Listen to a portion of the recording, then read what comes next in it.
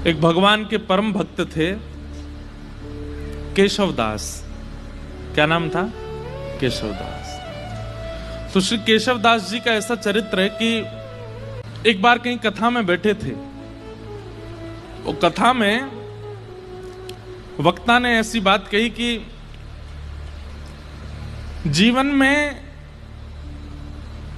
कमाई कहां लगाई जाए तो सार्थक मानी जाती है। आपने जो भी कमाया, अगर परिवार में लगाया, घर में लगाया, पत्नी बच्चे परिवार सब में, देखो थोड़ा थोड़ा तो सब जगह लगाना ही पड़ता है, लेकिन फिर भी उसकी सार्थकता कब है? हमारे द्वारा कमाया गया धन वो ऐसी कौन सी जगह लगाया जाए कि उससे सार्थक माना जाए, ठाकुर जी प्रसन्नता मानी जाए। वक्ता बोले कि अगर वो संतों की सेवा में लगा दिया जाए तो जितना अंश संत सेवा में लगता है उससे ठाकुर जी बड़े प्रसन्न होते हैं, वो सार्थक माना जाता है, वो पुण्य माना जाता है। आपकी कमाई करना भी सार्थक हो जाता है अगर संत सेवा बन रही है तो केशवदास जी ने ये बात सुनी कि भैया संत सेवा करनी चाहिए, उसमें जो धन लगता है वही सार्थक माना जाता है। अपनी पत्नी से कह दिया, देवी देखो हम जो भी कमाते हैं ना, उसका जो भी अंश ठाकुर जी कृपा करेंगे हम संत सेवा में उसको प्रस्तुत करेंगे, तुम राजी हो? पत्नी बोली हाँ हम राजी हैं। केशवदास जी की जो पत्नी थी वो बिल्कुल योग्य थी। उसने कहा आपकी जैसी इच्छा, आप कहेंगे संत सेवा होनी चाहिए तो होगी। इतना धन नहीं कमाते थे, बहुत अल्प सी धन कमाते थे कि बस दिन रात भोजन हो जाए बस, लेकिन संत सेवा का प्रण ले लिया। केशवदास जी की व्यवस्था इतनी उचित नहीं थी कि वो संत सेवा कर सकते हैं, लेकिन कथा में सुन लिया तो मन बना लिया कि अब सेवा मुझे करनी है। और पत्नी का साथ लेकर के जो भी धन कमाते थे उससे बढ़िया प्रसादी बनाते, संतों को निमंत्रण देते, घर पर संत आते, प्रसाद पाते। भगवान की दया से इतना ही प्रसाद बनता कि संत जन पा लेते, उनके लिए नहीं बच पाता था।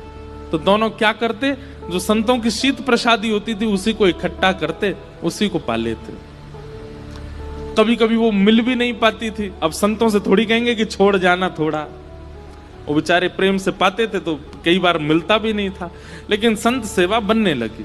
तो केशवदास जी सेवा करते थे। अब धीरे धीरे क्या हुआ, उनका धन जो था खत्म होने लगा, अब सेवा के लिए धन नहीं बचा। उन्होंने कर्जा लेने का मन बनाया कि मैं कर्जा ले लेता हूं, संत सेवा नहीं छूटनी चाहिए। अब बेचारा कोई धनवान नहीं होता, सामान्य होता तो उसको कोई कर्जा भी नहीं देता। बाजार में निकल गए कर्जा लेने के लिए कि कोई हमें थोड़ी सी सेवा कर दो तो हम संत सेवा करेंगे। किसी ने भी उनको देने से मना कर दिया, लेकिन एक चतुर व्यापारी था, जब ये गए उसके पास, बोले आप जो कहेंगे हम ब्याज सहित आपको वापस कर देंगे, हमें थोड़ा सा धन दे दो, संत सेवा करनी है। तो व्यापारी ने कहा ठीक है हम दे देंगे तुमको धन, लेकिन बदले में हमको ब्याज सहित धन नहीं चाहिए, एक सेवा कर दो हमारी। ये तो नाचने लगे, बोले आप जो कहोगे सो करूंगा। क्या करना है पूछा नहीं, हम आप सब लोग होते तो पूछते भाई हम जितना धन ले रहे हैं उसके समान ही मेहनत करेंगे। बोले आप धन दे दीजिए, मैं संत सेवा कर रहा हूं, उसके बाद आ जाऊंगा, आप जो कहोगे करने को तैयार हूं। धन दे दिया, संत सेवा हो गई। संत सेवा करने के बाद पत्नी से कह दिया देखो अब अगले एक हफ्ते के लिए हमारे पास में खूब संपत्ति आ गई है, अब तुम चिंता मत करो, संतों की सेवा पर मैं किसी को कर्जा चुकाने जा रहा हूं। तो कर्जा कैसे चुकाओगे, आप धन तो है नहीं। बोले वो सेवा करनी है, उसी से चुक जाएगा। एक भला आदमी मिल गया, उसने कहा कि पैसा मत लौटाना, सेवा कर देना। केशवदास जी लौट करके गए उसके पास, बोले भैया बताइए क्या सेवा करनी है। आप कहें तो बर्तन मांज दूं, झाड़ू लगा दूं, पोंछा कर दूं, पुताई कर दूं, क्या करना है आप बताओ। बोले हमारी एक जमीन है, वहां पर कुआं खोदना है। कुआं खोदना है, कुआं खोदने का मतलब समझते हैं? कितनी गहराई में जाना पड़ेगा, जब तक जल ना आ जाए तब तक खोदते रहो, और जब वो जल निकलना प्रारंभ हो जाए उसके बाद भी कितने फीट अंदर तक खोदना पड़ेगा, फिर चिनाई करनी पड़ेगी, कुएं में पूरा उसको आकृति देनी पड़ेगी, फिर बहुत दिन तक जल खींचना पड़ेगा, सारा मतमैला जल निकल के जब बिल्कुल स्वच्छ जल आ जाएगा तब कुएं का निर्माण होगा। इतना तो धन भी नहीं लिया था उन्होंने जितना उनको सेवा दे दी, लेकिन प्रसन्न हो गए। जो आ गया, कहां जाना है बताइए। एक बार भी ये नहीं कहा कि आप ऐसी सेवा कैसे करा सकते हैं। पहुंच गए फावड़ा लेकर के और लगे, जैसे करते निकालते फेंकते करते मिट्टी, तो वो एक गति जैसी बन गई थी। फावड़े चलने की आवाज, मिट्टी भरने की आवाज, फिर उसको दूर फेंकने, उसकी जो वो धुन बन गई थी, उसमें इतना उनको सुख मिलने लगा था कि वो राम राम जपते हुए ये करते थे।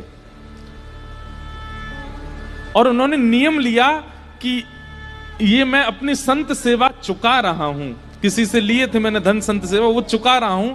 मैं नियम रखूंगा कि मैं इस पूरे क्रियाकलाप में संसारी बात नहीं करूंगा, केवल राम राम बोलूंगा। कुआं खोदते जा रहे हैं। 2-3 दिन बाद पत्नी को लगा ये कहां जाते हैं, सुबह के जाते हैं रात तक आते हैं। पत्नी भी आ गई, संत सेवा करके आती थी। उसको कहते थे कि अब गहरा हो गया है, तुम मिट्टी में भर के दिया करूंगा, तुम फेंक दिया करना, और सुनो कोई संसारी अपवाद विवाद नहीं, केवल राम राम बोलना। उनका तो अच्छा भजन हो गया। बोले कि इतने प्रसन्न रहने लगे केशव दास जी, बोले भजन भी हो रहा है और मेरे पैसे भी चुक रहे हैं। वो व्यापारी बड़ा खुश कि हमारा तो इतना पैसा भी नहीं लगा जितना बड़ा काम हो रहा है। करते जा रहे हैं, करते जा रहे हैं, करते जा रहे हैं। पर कई बार बंधुओं, भक्तों को अपना यश खुद नहीं बनाना पड़ता, ठाकुर जी उनका यश बनाते हैं। और कई बार यश दिलाने से पहले ठाकुर जी बहुत तगड़ी ठोकर देते हैं। कुएं में पानी का स्रोत आने लगा था, पानी नीचे से आने लगा था। बड़े प्रसन्न हो गए थे केशव दास जी कि अब जल आ गया है, वो जिन्होंने मुझे धन दिया उनकी सेवा पूरी हो रही है। लेकिन तभी जोर की हवा चली और बगल के मिट्टी जो गहराई में चले गए थे, तो वो मिट्टी थोड़ी सी ढीली हो गई और वो पूरी नीचे आ गई, और जितना कुआं भरा था सब दोबारा भर गया और केशव दास जी अंदर ही दब गए उसमें। पत्नी दौड़ी दौड़ी इधर उधर भागी, अरे कोई बचाओ, मेरे पतिदेव अंदर गिर गए हैं, कोई बचा के लाओ। कोई धनवान मानी व्यक्ति होता तो लोग प्रयास भी करते। अब केशव दास जी बेचारे सामान्य व्यक्ति, किसी ने मदद नहीं की। सब सोचने लगे कितना गहरा, तुम्हारे पति को 1 महीना लगा इतना अंदर जाने में, हम इतने भीतर तक मिट्टी कैसे निकालेंगे बाहर। कुछ लोगों ने सोचा, बोले भाई अकेला निर्वहन कैसे करेंगे, कुछ पैसा वैसा देके इनको शांत कर दो, और कुछ धन धान्य दे करके उनको, बेचारी वो भी कहां तक किसके पास जाती। लेकिन रोज ठाकुर जी से प्रार्थना करती, मेरे पति ने कभी कोई गलत क्रिया नहीं की, आपके नाम का आश्रय लिया, संत सेवा की, नाथ आप ऐसा अनहित नहीं कर सकते उनको। 1 महीना व्यतीत हो गया, मृतक घोषित हो गए केशव दास जी। 1 महीना बाद जहां वो कुआं खोदा जा रहा था, अब तो वहां पे कुआं खोदने का कोई प्रश्न नहीं उठता था। लोगों ने कहा कि इसमें तो आदमी मर गया, भीतर अब कुआं मत खोदना यहां पे। लेकिन लोग बाग जब वहां से निकलते थे तो वो एक मिट्टी का टीला बन गया था। और जब वहां से निकलते तो राम नाम धुनी सुनाई देती, और राम नाम धुनी केवल राम राम करती हुई सुनाई नहीं देती, साथ में झांझ, मंजीरा, करताल, सारंगी आदि आदि वाद्य भी सुनाई देते, जैसे मानो कोई उत्सव महोत्सव चल रहा हो। आते जाते लोगों को लगता शायद पास के गांव में कीर्तन चल रहा होगा। लेकिन जब 10-15 दिन तक अखंड नाम धुनी सुनाई देने लगी, पास के गांव में जाकर के देखा कोई उत्सव नहीं है, तब बोले शायद यही कुछ है। तभी एक राजा को यह बात पता चली। उस राजा ने अपने सैनिकों को लगवा करके पूरी मिट्टी निकलवाई वहां से, और भीतर जाकर के जब देखा तो एक मट्टी का एक मानो जैसे कुंज जैसी बन गई थी, और उस कुंज के भीतर सुंदर पात्र में सुंदर प्रसादी रखी थी, और प्रसादी के साथ ही भीतर एक दिया जल रहा था, और वहां पर श्री केशव दास जी बैठ करके कीर्तन कर रहे थे। ये देख करके सब हैरान रह गए। नाम का बल, नाम का आश्रय लेने वाला व्यक्ति कैसी भी परिस्थिति में हो, नाम सब सुलभ कराने की सामर्थ्य रख। हमारे गोवर्धन में एक बाबा गए, गुरु दीक्षा लेने के बाद अपने गुरु जी से कहा, आप जो आज्ञा देंगे मैं उसको पूरी करूंगा, आप बस आज्ञा दीजिए। गुरु जी ने भी ऐसी आज्ञा दी जो बाबा कर ही नहीं सकते थे। क्या?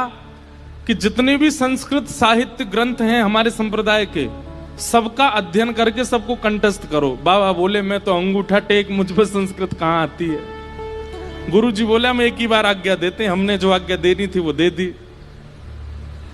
बाबा इतने रोने लगे, गिरिराज जी के तलेटी में रोते, हे किशोरी जी, हे श्यामाजू, मैं तो अनपढ़ गंवार हूं और गुरु जी ने आज्ञा की कि सारे संस्कृत साहित्य हमारे संप्रदाय के सबको कंठस्थ करो। कैसे करूंगा मैं? मुझे तो पढ़ना ही नहीं आता, मुझे तो केवल आपका नाम आता है, मैं तो केवल राधा राधा करना जानता हूं और कुछ नहीं आता मुझसे। इसी चिंता में रोने लगे, राधा राधा पुकारते पुकारते रोते थे कि मुझ पर तो कुछ भी नहीं आता, मैं अपनी गुरु इच्छा, गुरु आज्ञा को कैसे पूरी करूं। 4-5 दिन तक तो रुदन किया, 5वें दिन मानसी गंगा में डूब करके प्राण त्यागने को तैयार हो गए। बोले, अब मैं प्राण त्याग दूंगा, अब जीवित रहने का मेरा कोई, मैं गुरु इच्छा पूरी नहीं कर पा रहा, गुरु आज्ञा पूरी नहीं कर पा रहा, और मेरी उम्र 50 की हो चुकी है, अब मैं कहां से पढ़ना सीखूं, कैसे याद करूं। मानसी गंगा में जैसे ही अपने प्राण त्यागने के लिए कूद ही रहे थे, तभी किशोरी जी प्रकट हो गई। और किशोरी जी प्रकट होकर के बोली, क्यों अपने प्राण त्याग रहे हो? बोले कि हे स्वामिनी जी, मेरे गुरु ने आज्ञा की, मेरा सौभाग्य कि आपके मुझे दर्शन हो गए, पर मेरे गुरु ने मुझे आज्ञा की कि सारे संस्कृत साहित्य याद करो। कैसे करूं? मैंने तो पढ़ा लिखा ही नहीं हूं। किशोरी जी ने कहा, अपनी जीभ बाहर निकालो। और बाबा ने अपनी जीभ बाहर निकाली।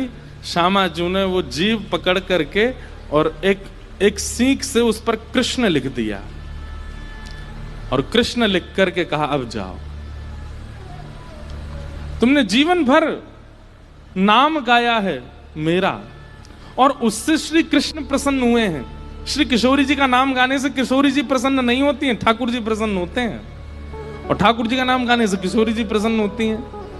बोले, आपने जीवन भर मेरा नाम गाया और कुछ आपको नहीं आता है, इसलिए ठाकुर जी बड़े प्रसन्न है, और उन्होंने प्रसन्न होकर के कहा है कि मेरी जितनी सिद्धियां, उनमें एक विद्या सिद्धि है, वो विद्या सिद्धि आप इसको दे आओ। श्री जी, अब जाओ, अब तुम्हें पढ़ने की भी आवश्यकता नहीं है, तुम बस गुरु जी जो प्रश्न करें सबका उत्तर देते जाना, सारा साहित्य तुम्हारी जिह्वा पर विराजमान हो गया।